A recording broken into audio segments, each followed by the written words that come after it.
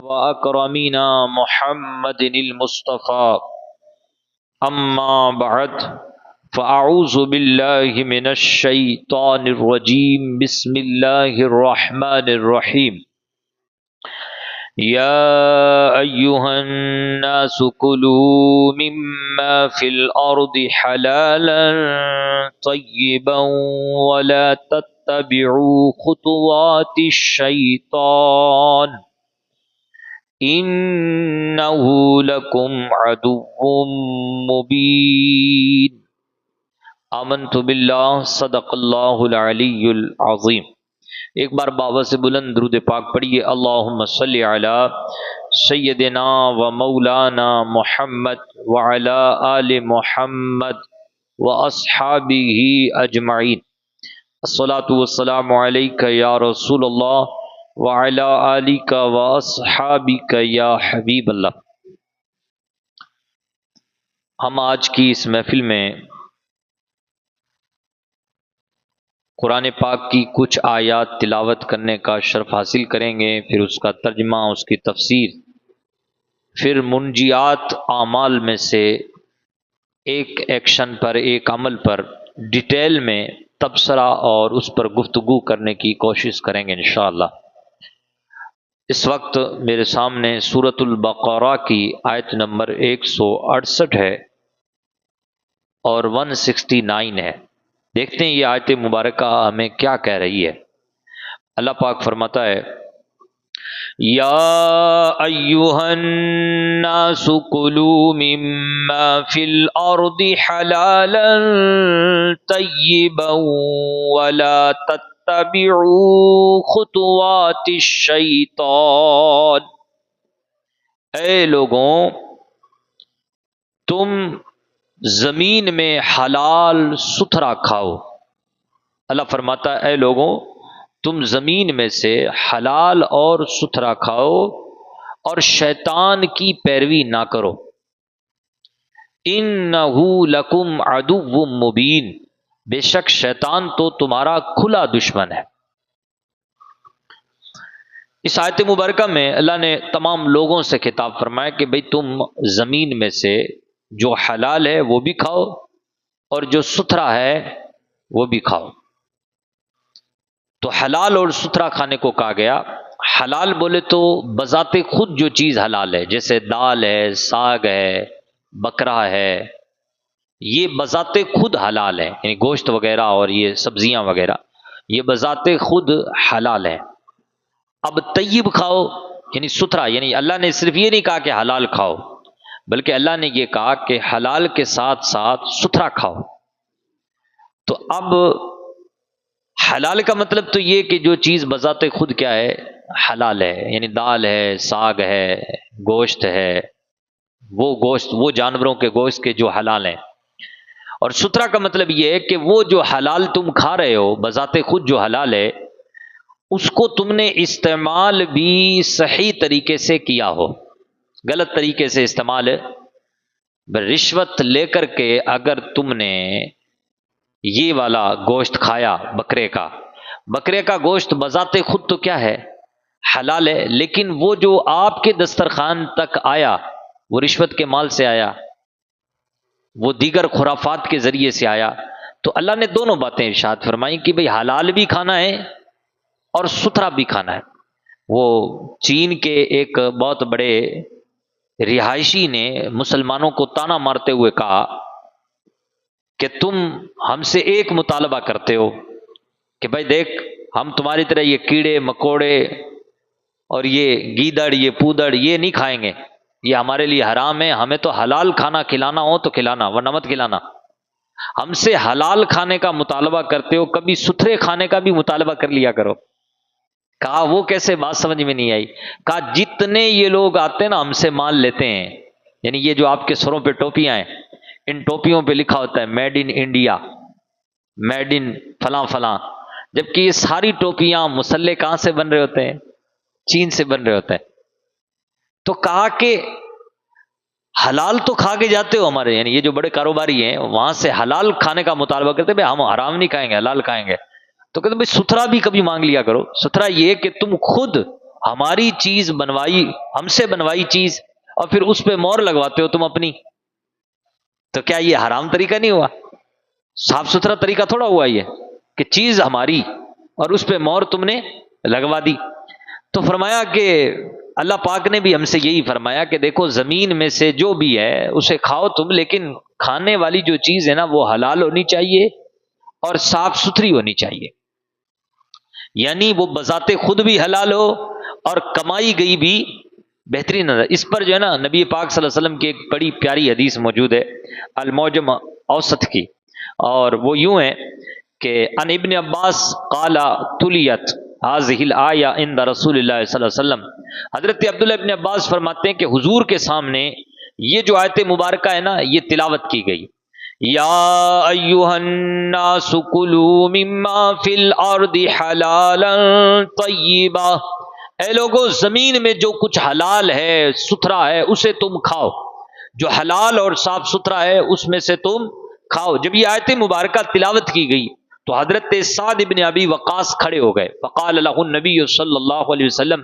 اور وہ مصطفیٰ جان رحمت سے کہنے لگے یا رسول اللہ ادعو اللہ ان یجعلنی مستجاب الدعوہ، یا رسول اللہ آپ میرے لیے دعا فرمائیں اللہ سے کہ میں مستجاب الدعوات بن جاؤں۔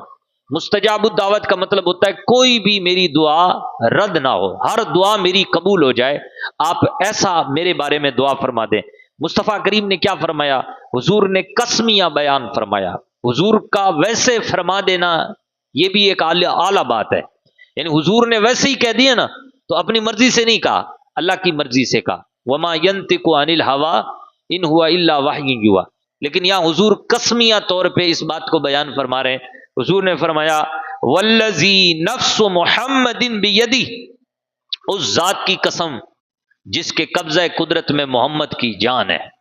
اب آگے کے جملے یہ ہیں ان العبد لا يقذف اللقمة الحرام في جوفه ما يتقبل منه عمل 40 یوما، حضور نے فرمایا اس ذات کی قسم جس کے قبضہ قدرت میں میری جان ہے، جس کے پیٹ میں ایک لقمہ حرام کا جاتا ہے، اللہ تبارک و تعالی کوئی بھی اس کی عبادت 40 دن تک قبول نہیں فرماتا۔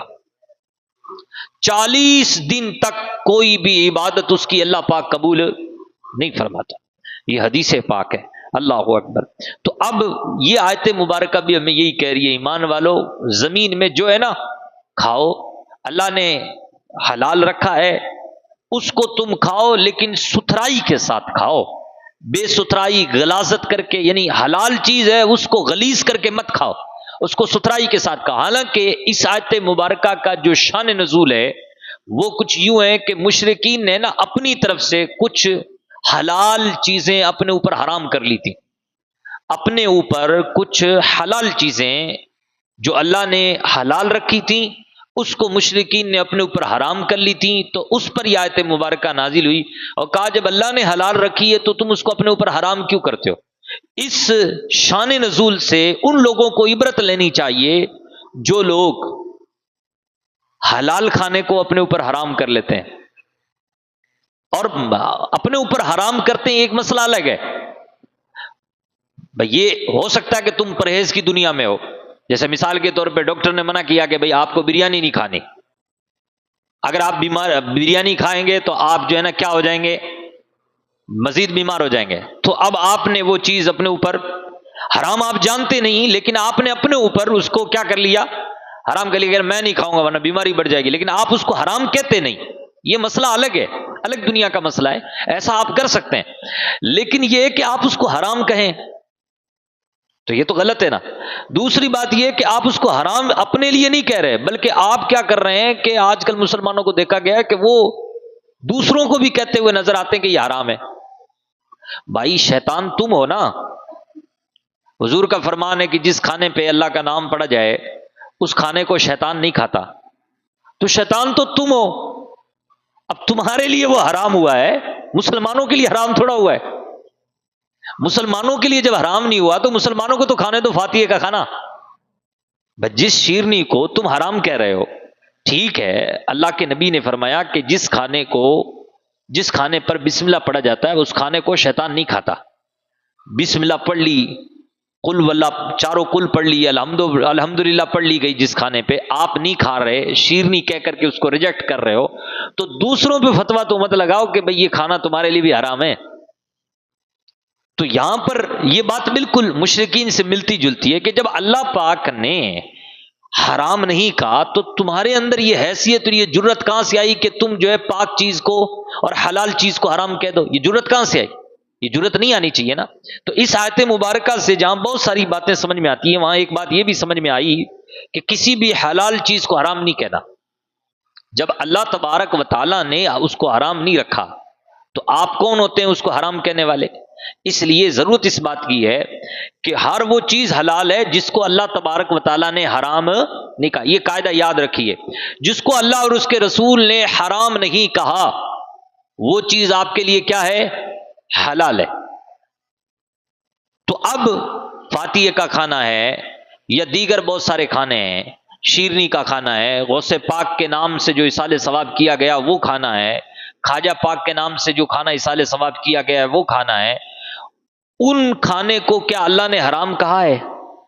کیا نبی پاک نے حرام کہا ہے؟ تو جب اللہ پاک نے، نبی پاک نے حرام، ہاں حرام نہیں کہا نا بھائی، مباح تو ہے ہی لیکن حرام تو نہیں کہا نا. ہاں تو اب اگر کوئی بندہ اس کو حرام کہتا ہے تو کیا یہ قرآن کی آیت کے خلاف نہیں ہے؟ قرآن کی آیت کے خلاف ہے. اس لیے یعنی ایک ذہن سازی کے طور پہ عرض کر رہا ہوں کہ جس چیز کو اللہ نے حرام نہیں کیا ہمیں اور آپ کو وہ چیز حرام نہیں کہنا چاہیے. یہ بہت بڑی جرت کی بات ہے اور یہ مشرکین کا طریقہ ہے، مسلمانوں کا طریقہ نہیں ہے. بہرحال آگے اللہ نے فرمایا کہ تم شیطان کی پیروی مت کرو. وَلَا تَتَّبِعُوا خُطُوَاتِ الشَّيْطَانِ، تم شیطان کی پیروی مت کرو. شیطان کون تھا؟ کیا تھا؟ شیطان جنات میں سے. شیطان کس بلا کا نام ہے؟ شیطان اصل میں وہ جس نے تکبر کیا، شیطان وہ کہ جس نے بابا آدم کی تعظیم سے انکار کر دیا. شیطان بہت بڑا عالم ہے، شیطان بہت بڑا عابد گزار ہے. اس کے بارے میں آتا ہے کہ شیطان کبھی کبھی فرشتوں کا معلم ہوتا تھا، اور شیطان وہ ہے کہ اس نے زمین کا کوئی چپا ایسا نہیں چھوڑا جہاں اس نے سجدہ نہ کیا ہو. اتنا بڑا عابد گزار، لیکن سب سے بڑا تکبر کرنے والا، سب سے پہلے تکبر کرنے والا یہی بندہ ہے. اس نے بابا آدم سے حسد کیا، بابا آدم سے حسد کر کے اس نے تکبر کیا. تکبر کیا تو اللہ تبارک و تعالیٰ نے اس کو رجیم کر دی، قرار دے دیا کہ تو مردود ہو گیا ہے. عظمتیں بھی بڑی ملی اس کو، پروٹوکول بھی اچھا خاصا ملا اس کو، بڑی عظمتیں ملی. لیکن جیسے ہی اس نے تعظیم کا انکار کر دیا، حکم خداوندی سے انکار کر دیا، تو اللہ تبارک و تعالیٰ نے اس کو کیا بنا دیا؟ رجیم، دھتکارا ہوا بنا دیا. تو اللہ پاک یہاں اپنے بندوں سے کہہ رہا ہے کہ تم شیطان کی پیروی نہ کرنا. کیوں؟ اس لیے کہ شیطان تمہارا کھلا دشمن ہے. تم مانو مت مانو لیکن تمہارا وہ کیا ہے؟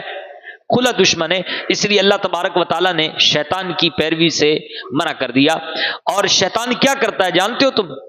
انما یأمرکم بالسوء والفحشاء، بے شک شیطان تمہیں حکم دیتا ہے برائی کا اور بے حیائی کا.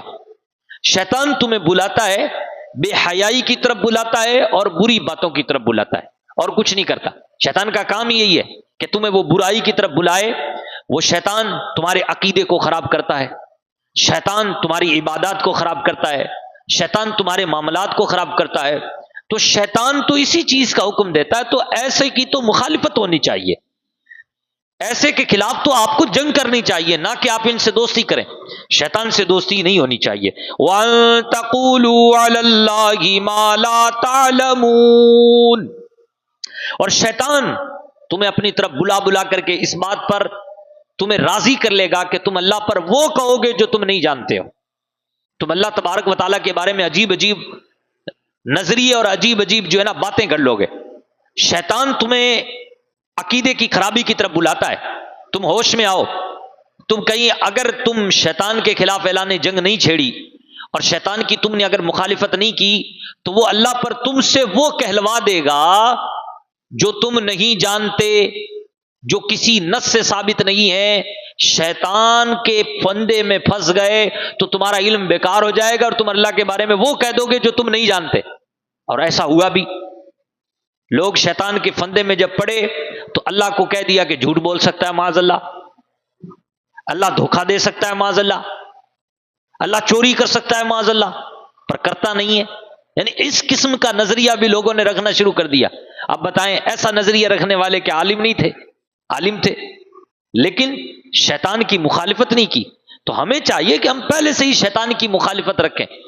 حضرت رابعہ بصریہ رضی اللہ تعالیٰ عنہ، ان کے بارے میں بہت پیاری بات آئی. ان کے بارے میں فرمایا گیا کہ بھئی آپ شیطان کی برائی کیوں نہیں کرتے؟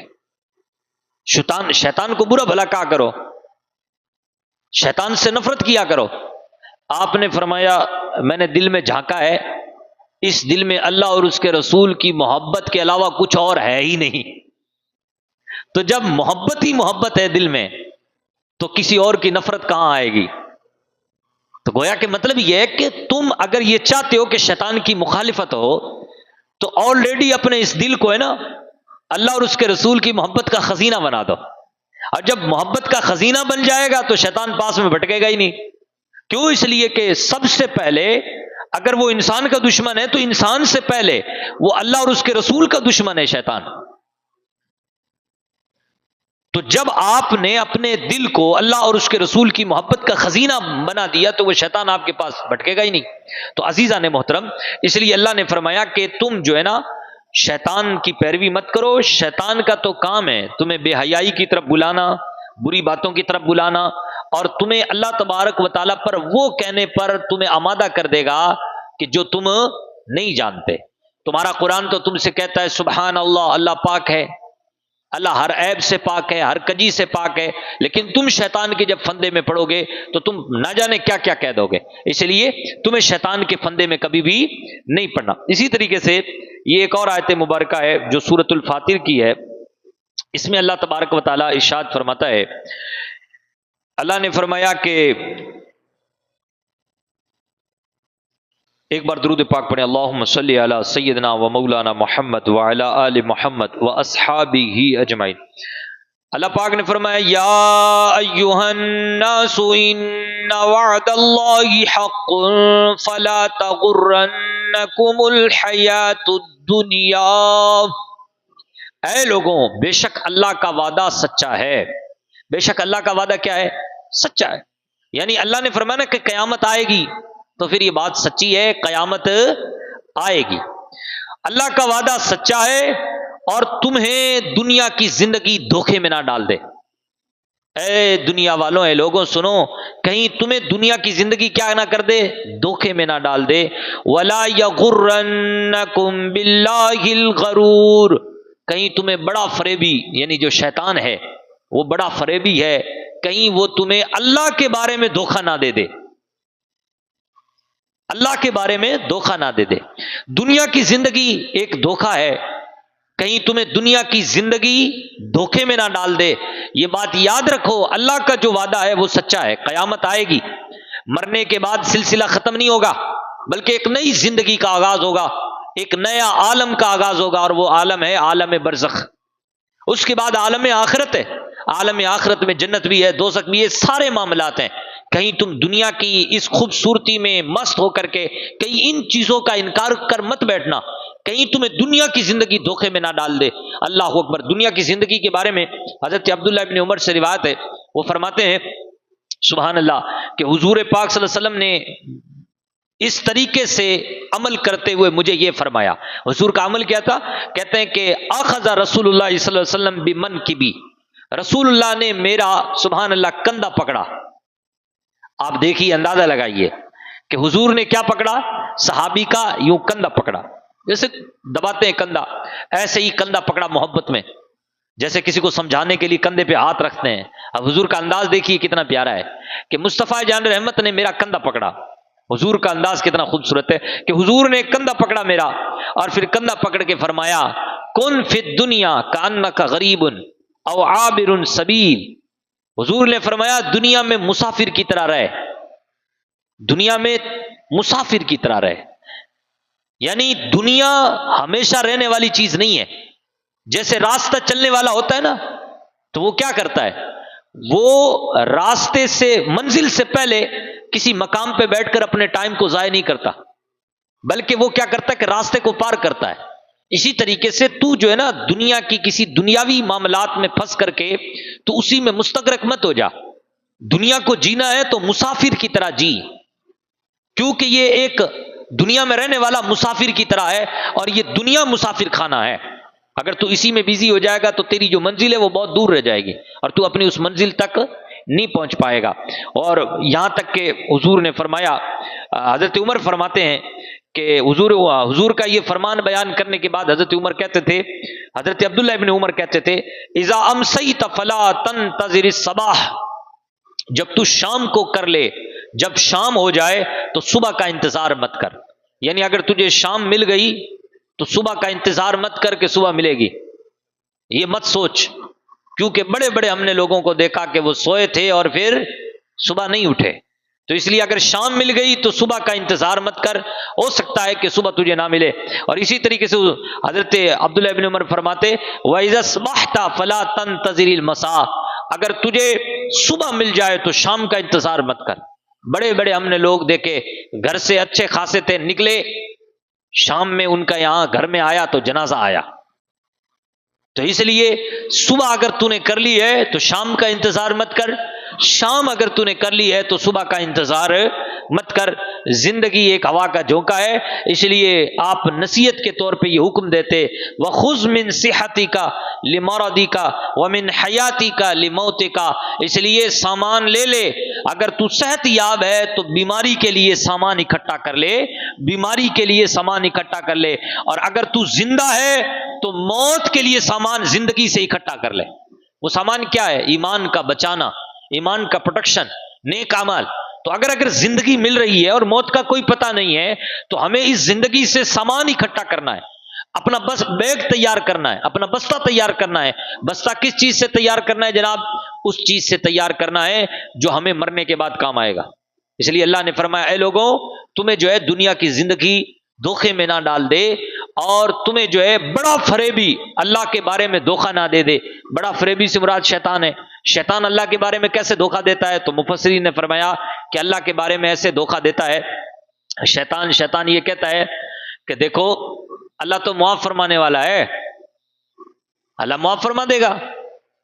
یہ سوچ کر کے بندہ کیا کر رہا ہوتا ہے؟ گناہ کر رہا ہوتا ہے۔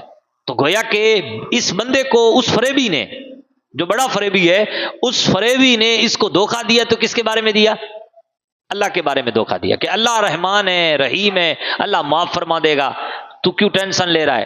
یہ کہہ کر کے۔ اور مسلمانوں کی حالت بھی ہو گئی ہے، آپ دیکھیے، مسلمانوں سے جب نماز کا کہا جائے یا مسلمانوں کو نیک اعمال کرنے کا کہا جائے تو مسلمان یہی کہتے ہیں، بھائی ہم نیک کام نہیں کرتے، ہاں ہم گناہ کرتے ہیں، ہم عبادت نہیں کرتے، اس کے باوجود بھی اللہ تبارک و تعالی رحمان ہے، وہ ہمیں معاف فرما دے گا، یہ کہتے ہوئے نظر آتے ہیں۔ مفسرین نے لکھا ہے کہ یہ جو لوگ مغفرت کی امید کر کے گناہ کرتے ہیں نا، ان کی مثال اس بیمار جیسی ہے جو بیمار ہے، تو بیمار، طبیعت ہے خراب، لیکن پھر بھی زہر پی رہا ہے اور امید یہ رکھتا ہے کہ میں صحیح ہو جاؤں گا۔ بیمار ہے، دوائی کے بجائے، پرہیز کے بجائے کر کیا رہا ہے؟ زہر پی رہا ہے، اور امید کیا رکھ رہا ہے؟ کہ میں صحیح ہو جاؤں گا۔ ارے بھائی الٹا بیمار ہو گیا نا تو۔ اسی لیے جو بندے مغفرت کی امید لگائے بیٹھے ہیں انہیں چاہیے کہ پھر وہ پرہیز کی طرف آئیں، تقوی کی طرف آئیں، پھر وہ گڈ ہیبٹس کی طرف آئیں، گڈ ڈیڈس کی طرف آئیں، گڈ اعمال کی طرف آئیں، اچھے کاموں کی طرف آئیں، نہ کہ یہ امید لے کر کے گناہ کرتے رہیں کہ اللہ تو معاف فرمانے والا ہے، اللہ معاف فرما دے گا۔ یہ مطلب کہ بے تکی بات ہے۔ اس لیے اللہ نے واضح طور پہ فرمایا کہ وَلَا يَغُرَّنَّكُمْ بِاللَّهِ الْغَرُورُ، کہیں تمہیں اللہ کے بارے میں بڑا فریبی تمہیں دھوکے میں نہ ڈال دے۔ یہ بڑا فریبی ہے، فریب اس کو بڑے آتے ہیں، کہیں تمہیں وہ دھوکے میں نہ ڈال دے اللہ کے بارے میں۔ اس لیے ہوشیار رہو، چکنے رہو۔ اور پھر واضح فرمایا ان الشیطان لکم عدو فاتخذوہ عدوا، اللہ نے فرمایا بے شک شیطان جو ہے وہ تمہارا دشمن ہے۔ اے لوگوں سنو، شیطان تمہارا کیا ہے؟ دشمن ہے۔ تو چاہیے تو یہ کہ تم بھی اس سے دشمنی رکھو، تم بھی اسے دشمنی رکھو. اللہ نے حکم فرمایا کہ تم بھی اس سے دشمنی رکھو، اور فرمایا انما یدعو حزبہ لیکونوا من اصحاب السعیر. وہ اپنے گروہ کو بلا رہا ہے اپنی طرف. کیوں بلا رہا ہے جانتے ہو؟ اپنی جماعت کو، اپنے سے محبت اور اپنے پیروکاروں کو اپنی طرف بلا رہا ہے، اور بلا اس لیے رہا ہے تاکہ ان سب کو بھی وہ جہنمیوں میں سے بنا دے. تو اگر تم نے اس کی سن لی اور اس کی طرف چلے گئے تو یاد رکھو وہ تمہیں جہنمی بنا دے گا. اس لیے تم اس کی مت مانو. اللہ اکبر. اللہ پاک نے اس میں واضح فرمایا کہ شیطان تمہارا دشمن ہے، اس لیے تمہیں بھی چاہیے کہ تم بھی اس سے کیا کرو؟ دشمنی کرو. عزیزان محترم، اس لیے ہم سب کو چاہیے کہ ہم شیطان کی مخالفت کریں. شیطان کی مخالفت کس طریقے سے ہو سکتی ہے؟ اس لیے ایک بزرگ نے لکھا کہ اگر تم یہ چاہتے ہو کہ اللہ تبارک و تعالیٰ راضی ہو جائے، اگر تم یہ چاہتے ہو کہ اللہ تبارک و تعالیٰ جنت میں نیک لوگوں کے ساتھ ہمیں رکھے، تو پھر تم پر یہ لازم ہے کہ تم شیطان کی مخالفت کرو. شیطان جیسا کام مت کرو، بلکہ شیطان کے راستے کو اگنور کرو، اللہ تبارک و تعالیٰ کی رضا والے کام کرو. یہاں پر شیطان کی مخالفت کا مطلب یہی ہے. عزیزان محترم، اسی طریقے سے ہمارے پیارے آقا رسول پاک کا ایک فرمان ہے، اور حضرت عبداللہ ابن مسعود سے روایت ہے. حضرت عبداللہ ابن مسعود کہتے ہیں خط لنا رسول اللہ صلی اللہ علیہ وسلم یومن خطا. ایک دن حضور نے ایک لکیر کھینچی، اور لکیر کھینچ کے پھر آپ نے کیا کیا؟ پھر آپ نے یوں کہا ھذا سبیل اللہ. ایک لکیر کھینچی اور فرمایا یہ اللہ کا راستہ ہے. یعنی گویا کہ جو اللہ کی طرف راستہ جا رہا ہے وہ سیدھا سیدھا ہے، اس میں مروڑ نہیں ہے، بالکل سیدھا سیدھا ہے، نظر آ رہا ہے تمہیں. ھذا سبیل اللہ، آپ نے یہ فرمایا. پھر آپ نے کیا کیا؟ ثم خط عن یمین الخط وعن شمال. پھر آپ نے دائیں طرف اور بائیں طرف بہت ساری لکیریں کھینچ دی، دائیں طرف بھی کھینچ دی اور بائیں طرف بھی کھینچ دی. اور پھر فرمایا کہ ھذہ سبل، یہ بھی راستے ہیں، یہ بھی کیا ہیں؟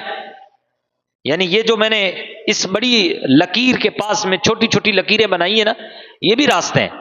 لیکن سنو، یہ جو راستے ہیں نا، علی کل سبیل منہا شیطان یدعو الی، اس کے ہر راستے پہ شیطان بیٹھا ہوا ہے اور وہ تمہیں اپنے طرف بلا رہا ہے. پھر آپ نے یہ آیت مبارکہ تلاوت فرمائی جو سورۃ الانعام کی آیت مبارکہ ہے، کہ جس میں اللہ پاک فرماتا ہے وَأَنَّ هَذَا صِرَاطِي مُسْتَقِيمًا سَبِيلِي، بے شک یہ میرا سیدھا راستہ ہے. اللہ نے فرمایا وَأَنَّ هَذَا صِرَاطِي مُسْتَقِيمًا فَاتَّبِعُوهُ، اللہ نے فرمایا بے شک یہ میرا سیدھا راستہ ہے. اسی آپ نے جو ایک لکیر بنائی تھی اور جس کو کہا تھا کہ یہ اللہ کا راستہ ہے، اس پہ آپ نے انگلی رکھ کے فرمایا کہ اللہ فرماتا ہے کہ بے شک یہ میرا راستہ ہے، تم اس کی کیا کرو؟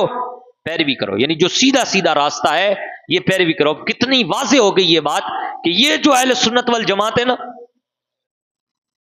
یہ کیا ہے؟ یہ سیدھا راستہ ہے، یہ اہل سنت. یہ دیکھو اہل سنت تھی، صحابہ میں اہل سنت، تابعین میں اہل سنت، تبع تابعین میں اہل سنت. پھر نیچے نیچے چلتے آؤ، اولیاء، اقطاب، غوث، ابدال، یہ جتنے لوگ ہیں یہ سب اہل سنت والجماعت میں سے. اب اس میں سے کوئی نکلتا گیا تو کوئی معتزلہ بنا، اس میں سے کوئی نکلا تو رافضی بنا، کوئی نکلا تو خارجی بنا، کوئی نکلا تو کچھ بنا، کوئی کچھ بنا. تو دیکھیں کتنی واضح مثال ہے. حضور نے فرمایا کہ بے شک یہ جو راستہ ہے نا، اس کے بارے میں اللہ فرماتا ہے وَأَنَّ هَذَا صِرَاطِي مُسْتَقِيمًا فَاتَّبِعُوهُ، بے شک یہ میرا سیدھا راستہ ہے، تم اس کی پیروی کرو. وَلَا تَتَّبِعُوا السُّبُلَ فَتَفَرَّقَ بِكُمْ عَنْ سَبِيلِهِ، اور ان راستوں کی پیروی نہ کرو جو اس راستے سے جدا ہوئے ہیں، جو اس راستے سے جدا ہوئے ہیں، اس راستے سے تم اس کی پیروی مت کرو. گویا کہ یہ جو بڑی لکیر ہے، اس لکیر کے پاس جو دوسری لکیریں ہیں، گویا کہ اس لکیر سے الگ ہوئی ہیں نا. اہل سنت سے کچھ لوگ الگ ہوئے ہیں، تو اہل سنت سے جب الگ ہوئے ہیں تو تم تو سنی تھے، اب تم ادھر ادھر کیوں جا رہے ہو؟ جبکہ اللہ پاک نے واضح منع فرمایا ہے وَلَا تَتَّبِعُوا السُّبُلَ فَتَفَرَّقَ بِكُمْ عَنْ سَبِيلِهِ، جو اس راستے سے ہٹ جائے، جو اس راستے سے جدا راستہ ہے، تم اس راستے کی پیروی مت کرو. اللہ نے واضح منع فرما دیا. اور پھر اللہ نے فرمایا ذالکم وصاکم بہ لعلکم تتقون، میں تمہیں حکم دیتا ہوں اس بات کا کہ تم اس چیز کو پہچانو، اس لیے تاکہ تم پرہیزگار بن جاؤ. یعنی راستوں کے بارے میں جانو. اہل سنت سے دوسرے لوگ الگ ہوئے ہیں. کیا آپ کو لگتا ہے کہ تبلیغی جماعت سے اہل سنت الگ ہوا ہے؟ بھائی تبلیغی جماعت بنی ہے اہل سنت والجماعت سے. کیا آپ کو لگتا ہے کہ وہابیت سے اہل سنت الگ ہوا ہے؟ اہل سنت والجماعت سے وہابیت الگ ہوا ہے. نجدیت، قادیانیت، رافضیت، شکیلیت، یہ مرتدیت، یہ جتنے ہیں یہ سب اہل سنت سے الگ ہوئے ہیں. اہل سنت ان سے الگ نہیں ہوا. یا تو آپ بتائیں کہ بھئی اہل سنت پہلے وہابی تھا اب جا کر کے اہل سنت بن گیا. ایسا نہیں ہے. اہل سنت تو پہلے سے ہی اہل سنت والجماعت تھی، اس سے ہٹ کے الگ ہوئے ہیں. تو جو اس سے ہٹ کے الگ ہوئے ہیں وہی تو شیطان کی طرف بلا رہے ہیں راستے. ان راستوں پہ چلنے سے انکار اللہ پاک فرما رہا ہے کہ ان راستوں پہ نہیں چلنا. اور حضور بھی اسی کو سمجھا رہے ہیں اور لکیریں کھینچ کے بتا رہے ہیں ایک ہی لکیر ہے، دیکھ لو، اسی لکیر پہ رہنا، یہی راستہ ہے تمہارا. اور اسی راستے کو سبیل اللہ کہتے ہیں، اللہ کا راستہ. اس راستے سے ہٹو گے تو پھر جناب کہیں سے کہیں پہنچ جاؤ گے. تو عزیزان محترم، اس لیے ہم سب کی یہ ضرورت ہے کہ ہم اس چیز کو جانیں اور پہچانیں اور شیطان کی مخالفت کریں اور جم کے کریں گے نا انشاءاللہ. شیطان کی مخالفت کیوں ضروری ہے اور شیطان کی مخالفت کے لیے ہم کیا کر سکتے ہیں؟ تو عزیزان محترم، شیطان کی مخالفت کا مطلب یہی ہے کہ بھئی آپ شیطان کی بات نہ مانیں، اللہ تبارک و تعالی کی بات کو مانیں، اللہ کے رسول کی بات کو مانیں. شیطان کی مخالفت کا مطلب یہی ہے. اور شیطان کی مخالفت کا حکم یہ ہے کہ اگر آپ جنت میں جانا چاہتے ہیں، اگر آپ واقعی نیک لوگوں کے ساتھ جنت میں رہنا چاہتے ہیں، تو آپ پر اور ہم پر یہ کمپلسری ہے کہ ہم شیطان کی کیا کریں؟ ہر حال میں مخالفت کریں. اس کے بہت سارے طریقے ہیں کہ آپ شیطان کی مخالفت اس طریقے سے کر سکتے ہیں. ایک تو میں نے ابھی آپ کو بتایا تھا کہ آپ اس دل کو خالی مت رہنے دو. اس دل کو آپ اللہ اور اس کے رسول کی محبت کا خزینہ بنا دو. جب آپ اللہ اور اس کے رسول کی محبت کا خزینہ بنا دیں گے تو انشاءاللہ یہ جو دل ہے نا، یہ دل جو ہے نا شیطان کی مخالفت آٹومیٹک کرنا شروع کر دے گا. کیونکہ شیطان کی جو راستے کی جو چاہت ہے وہ دل میں آئے گی نہیں. جب آئے گی نہیں تو آپ اس کے راستے پہ چلیں گے نہیں. دوسری بات یہ کہ شیطان کی مخالفت اگر آپ کرنا چاہتے ہیں تو شیطان کے مقصد کو جانیں کہ شیطان کا مقصد کیا ہے، اس کا پرپس کیا ہے. شیطان کا مقصد کیا ہے؟ شیطان کا مقصد یہ ہے کہ وہ مسلمانوں کے ایمان کو چھین لے. شیطان کا مقصد یہی ہے کہ لوگوں کو ایمان پر نہ رہنے دے. لوگوں کو ایمان سے ہٹانا یہ اس کا پہلا مقصد ہے. تو وہ تو یہ چاہتا ہے کہ آپ کو ایمان سے دور کر دے. اب آپ بتائیں ایمان ضروری نہیں ہے؟ کتنا ضروری ہے ایمان؟ تو اس کا مقصد اتنا خطرناک ہے. تو جب اتنا خطرناک اس کا مقصد ہے، شیطان کا مقصد ہے کہ وہ ایمان سے آپ کو دور کر دے، یا شیطان کا مقصد یہ ہے کہ آپ کو فسق و فجور میں لگا دے. شیطان کا مقصد یہ ہے کہ یا جو ہے آپ کو نیک اعمال کرنے نہ دے. اگر فسق و فجور آپ نہیں کرتے تو نیک اعمال سے وہ روکے گا. کیوں؟ اس لیے کہ اگر آپ نیک عمل کریں گے تو ظاہر سی بات ہے آپ کا مقام اور منصب خدا کی بارگاہ میں بڑھے گا. وہ کبھی نہیں چاہتا. اس کا مقصد یہی ہے. تو اب آپ اندازہ لگائیں کہ شیطان کا مقصد کتنا خطرناک ہے. تو جب اتنا بڑا اس کا مقصد ہے تو پھر ہمیں جو ہے نا شیطان کی مخالفت کرنی چاہیے کہ نہیں؟ صوفیہ بہت پیاری بات کہتے ہیں اس حوالے سے. صوفیہ فرماتے ہیں کہ اصل میں جس کے معاملات خراب ہو گئے، جس کے معاملات کا مطلب ہوتا ہے لین دین، معاملات کا مطلب ہوتا ہے نکاح کے حوالے سے، زہار کے حوالے سے اور ایلا کے حوالے سے، یعنی جو بھی معاملات ہیں آپ کا بندوں سے جو معاملات ہوتے ہیں، لین دین کے معاملات ہوتے ہیں، بات کرنے کے جو معاملات ہوتے ہیں، اگر کسی کے معاملات خراب ہو گئے تو پھر معاملات کے خراب ہونے کی وجہ سے اس کی عبادات خراب ہو جاتی ہیں. اور اگر کسی کے عبادات خراب ہو جائیں تو پھر اس کی عبادات کے خراب ہونے کی وجہ سے اس کے عقائد اور نظریات خراب ہو جاتے ہیں. اب جس کے پاس عقائد اور نظریات ہی صحیح نہیں رہے تو وہ مومن رہے گا؟ تو گویا کہ یہ تینوں چیزیں ہمیں صحیح کرنے کی ضرورت ہے. ہمیں چاہیے کہ ہم اپنے معاملات بھی صحیح کریں. ہمارے جو رشتہ دار ہیں ان کے ساتھ جو ہمارے معاملات ہیں وہ بھی صحیح رکھیں. ہمارے جو بزنس سے ریلیشن شپ ہیں، تجارت کے حوالے سے لوگوں سے جو ریلیشن شپ ہیں وہ بھی ہم صحیح رکھیں.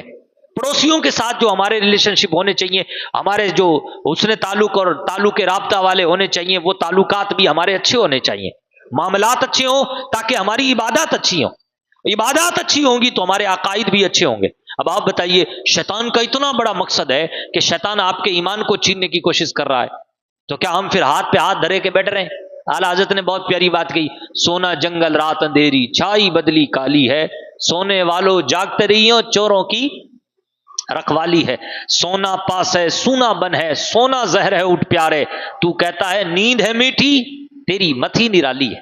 ایسی سچویشن میں جہاں شیطان تیرے ایمان کی گٹھری کو تاکے بیٹھا ہے، وہاں اگر تو غفلت کی چادر اوڑھ کے بیٹھا رہے اور مخالفت شیطان پر آمادہ نہ ہو تو بڑا افسوس ہوتا ہے تجھ پر کہ تو جو ہے اس کے خلاف کوئی لاہے عمل تیار نہیں کر رہا۔ عزیزان محترم، ایک طریقہ یہ بھی ہو سکتا ہے کہ ہم جو ہے نا بزرگوں کی صحبت میں رہیں اور شیطان کے بارے میں جاننے کی کوشش کریں، اس حوالے سے کہ شیطان کے جو منصوبے ہوتے ہیں وہ بڑے خطرناک ہوتے ہیں۔ یعنی کبھی کبھی شیطان ہے نا، نیکی کے شکل میں بھی آپ سے گناہ کروا دیتا ہے اور بڑے بڑے گناہ کروا دیتا ہے۔ جیسے میں ایک ایگزامپل دوں، مثال دوں، شیطان ایک عالم کے پاس آتا ہے اور عالم کے پاس آ کر کے کہتا ہے تم لوگوں کو نیکی کی دعوت کیوں نہیں دیتے، لوگوں کو گناہوں سے کیوں نہیں روکتے، تمہاری زبان میں فصاحت ہے، تمہارے پاس علم ہے، لوگ دیکھو برباد ہو رہے ہیں، لوگ دیکھو غفلت کے شکار ہیں، اٹھو نیکی کی دعوت دو۔ تو وہ عالم کیا کرتا ہے، شیطان کی اس بات کو مانتا ہے اور مان کر کے نیکی میں لگ جاتا ہے۔ اب میری طرح وہ تقریریں کرتا ہے، وہ دروس دیتا ہے۔ اب آپ کہیں گے کہ اچھا کام کر رہا ہے نا، اس میں پھر شیطان کی انٹری کہاں سے ہوئی؟ ہاں اچھا کام کر رہا ہے، لیکن جیسے ہی اس نے شروع کیے یہ سارے معاملات، اب شیطان مداخلت کرتا ہے۔ اب شیطان مداخلت کرتا ہے انہی بیانوں، انہی دروس کے ذریعے سے اس کو یہ کہتا ہے تیرے جیسا اچھا تو کوئی ہے ہی نہیں۔ حب جا پیدا ہو جاتی ہے، اس کے اندر غرور پیدا ہو جاتا ہے، پھر اس کے اندر جو ہے نا خود پسندی آ جاتی ہے، پھر وہ بیان بھی کر رہا ہوتا ہے، تقریر بھی کر رہا ہوتا ہے، درس قرآن بھی کر رہا ہوتا ہے، اور پھر وہ ساری بیماریاں اس کے دل میں گھر کر جاتی ہیں۔ اب بتاؤ شیطان نے نیکی کے ذریعے سے اس کو پھنسایا کہ نہیں پھنسایا؟ یہ ایسے ہی بات ہو گئی جیسے کہ پانی کے اوپر، پانی کی ڈگی کے اوپر یا نہر کے اوپر کھڑے ہو کر کے ایک بندے نے جھیل کے اندر، پانی کی جھیل کے اندر بندے نے یوں آٹا ڈال دیا، اور آٹا ڈالتے ہی مچھلیاں آ گئیں، اور جیسے ہی مچھلیاں آئیں تو فوراً آپ نے کنڈی لگا دی۔ تو شیطان نے ایسا ہی کیا، اور یاد رکھیں یہ میری مثال نہیں، یعنی عالم کی مثال نہیں، ہر بندے کے ساتھ شیطان ایسا کرتا ہے۔ یہ تو میں نے اپنی مثال آپ کو دی ہے کہ عالموں کے ساتھ وہ شیطان اس طریقے سے وہ ضربے لگاتا ہے کہ پہلے تو ان سے نیکی کرواؤ، جب یہ لوگ نیکی کر لیں گے، بھائی ظاہر سی بات ہے جو آدمی پرہیزگار ہے وہ شراب تو پیے گا نہیں، وہ کھلم کھلا زنا تو کرے گا نہیں، تو اب شیطان اس کو نیکی کے ذریعے سے پھنساتا ہے کہ پہلے میں اس سے نیکی کرواؤں اور نیکی کے ذریعے سے میں پھر اس کو گناہوں میں پھنساؤں۔ عموماً نمازیوں کو، پرہیزگاروں کو، قاری قرآن قرہ حضرات کو، حفاظ کو، حاجی صاحبان کو شیطان انہی گناہوں میں پھنساتا ہے۔ اس شیطان کبھی بھی نمازی کو نماز نہیں چھڑواتا، یہ بات یاد رہے، کیونکہ بڑی محنت لگتی ہے، وہ محنت کرنا نہیں چاہتا، سستے میں آپ کو اپنی جال میں پھنسانا چاہتا ہے۔ کبھی بھی حاجی صاحب کو جو ہے نا وہ شراب نہیں پلوائے گا، زنا نہیں کروائے گا، بلکہ حاجی صاحب کو اس کے حج پر اترائے گا، حب جا اور یہ ساری چیزیں پیدا کر کے حاجی صاحب اور نمازی صاحب اور قاری صاحب کو جو ہے نا وہ برباد کرے گا۔ تو شیطان کی باریک چالیں ہیں، ان باریک چالوں سے آپ اور ہم باخبر رہیں۔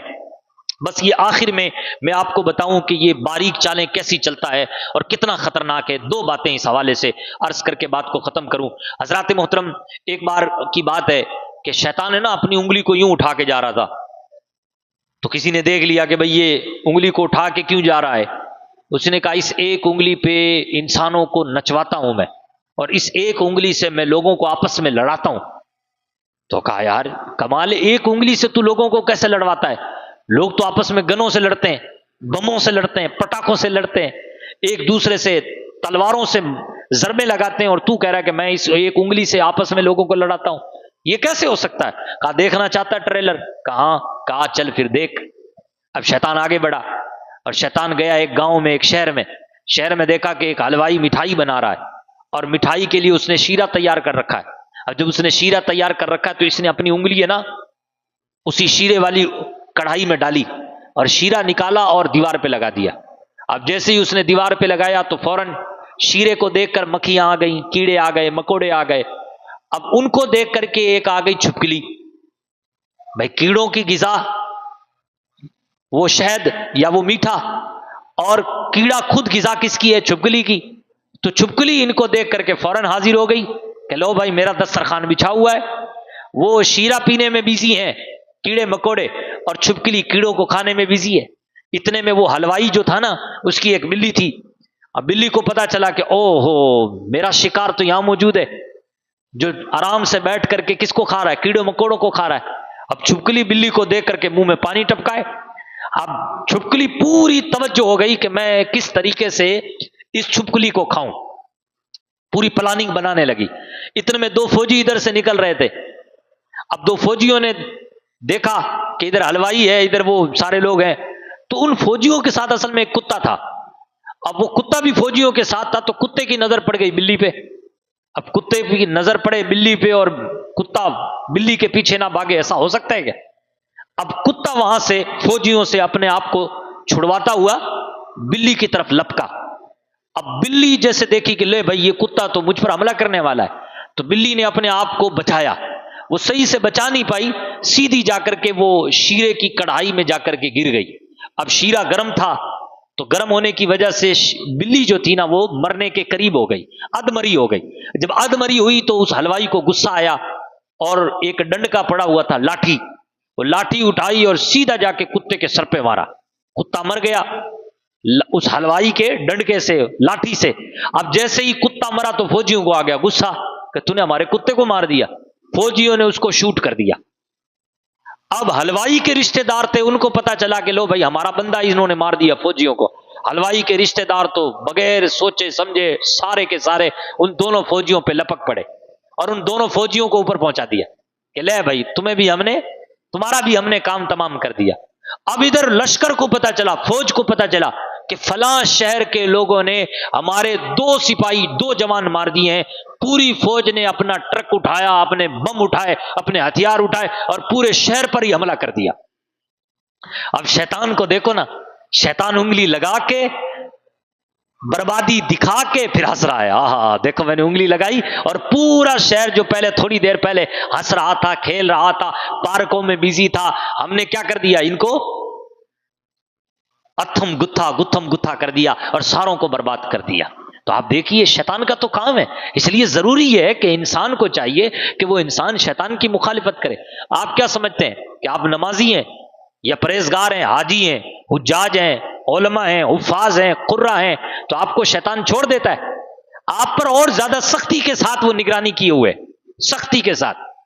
امام راضی کا یہاں واقعہ سنانا مناسب سمجھوں گا اور بات کو ختم کروں گا. امام فخر الدین رازی ساری زندگی انہوں نے مناظرے کیے، علم سیکھا، قرآن سیکھا، درس حدیث، درس قرآن، اور نہ جانے کتنے مناظرے کیے دہریوں سے، ایتھیزم والوں سے، ملحدوں سے، اور ان سے مناظرے جیتتے گئے.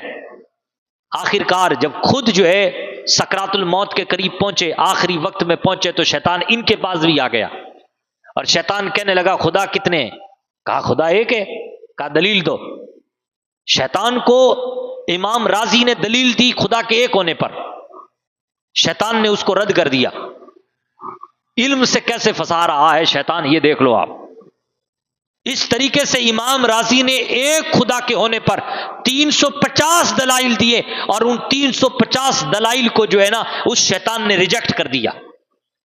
ادھر حضرت نجم الدین کبرا، یہ ان کے مرشد تھے، وہ وضو بنا رہے تھے، آپ نے وہیں سے آواز لگائی شیرازی تم یہ کیوں نہیں کہہ دیتے کہ ہم خدا کو ایک بغیر دلیل کے مانتے ہیں؟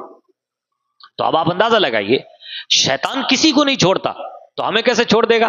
اس لیے ہمیں اور آپ کو چاہیے کہ ہم شیطان کی کیا کریں؟ مخالفت کیا کریں. شیطان کی مخالفت، حضور کا فرمان ہے، رسول اللہ صلی اللہ علیہ وسلم نے فرمایا کہ شیطان کا جو سونڈ ہے نا، سونڈ وہ لوگوں کے دل پہ رہتا ہے، مومن کے دل پہ رہتا ہے، سونڈ اس کا ہمارے دل پہ ہے. اب جیسے ہی مومن اللہ کا ذکر کرتا ہے تو وہ اپنے سونڈ کو پیچھے ہٹا لیتا ہے. تو گویا کہ اللہ کا ذکر کر کے ہم شیطان سے پیچھا چھڑوا سکتے ہیں. یہ حضور کا فرمان ہے.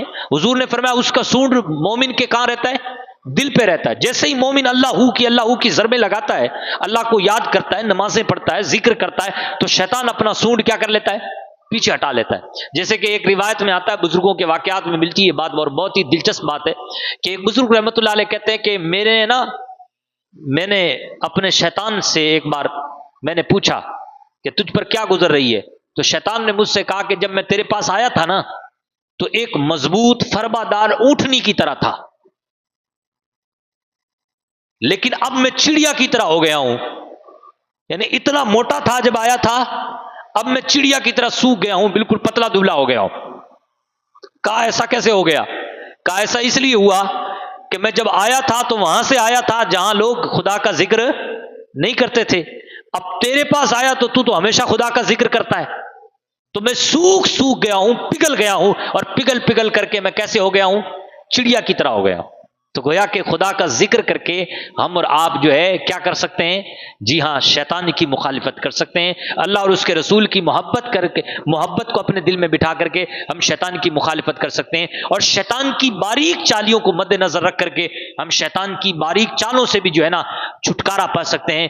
مزید یہ کہ آپ اللہ پاک سے دعائیں کریں کہ اللہ پاک ہمیں شیطان کے خرافات سے بچائے. وما علینا الا البلاغ. کھڑے ہو جائیں.